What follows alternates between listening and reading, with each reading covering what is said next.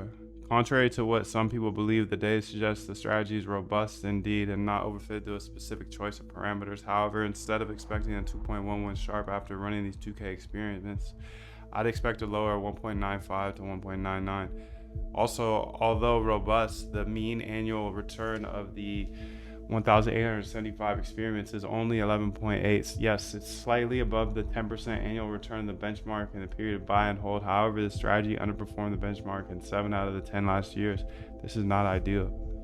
Let's see if we can improve that. The idea is to increase the exposure time by trading multiple assets in parallel.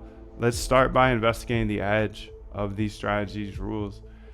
What would have happened if we bought all events when a stock closed lower than the lower band and its IBS was below 0.3 and held it for 5 days?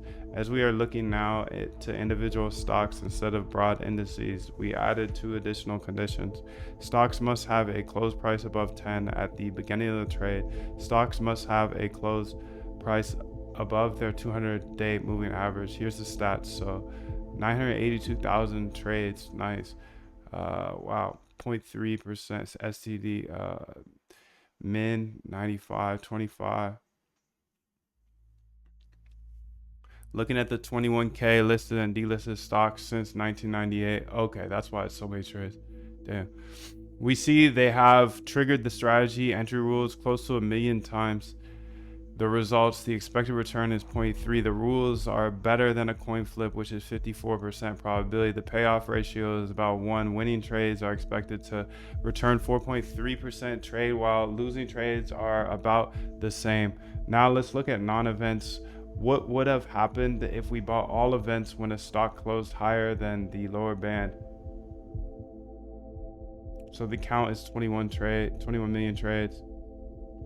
Here we see over 21 million non-events. The expected return is 0.0. The rules are closer to a fair coin flip with 51% probability. Calculating the t-test for the means of the 2 distributions, I found that p-value is 1.3.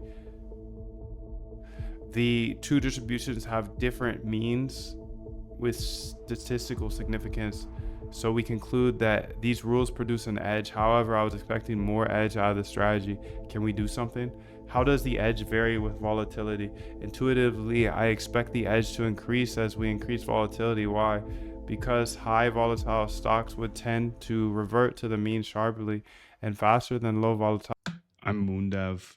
I build trading bots chasing the same edge Jim Simons used to build a net worth of $31 billion. But I believe code is the great equalizer. And these people figured that out. They're real people, real profits, hundreds of them. I'm not asking you to trust me. I'm asking you to trust them. moondev.com/discord. Message anyone. Ask them yourself. Become a friend.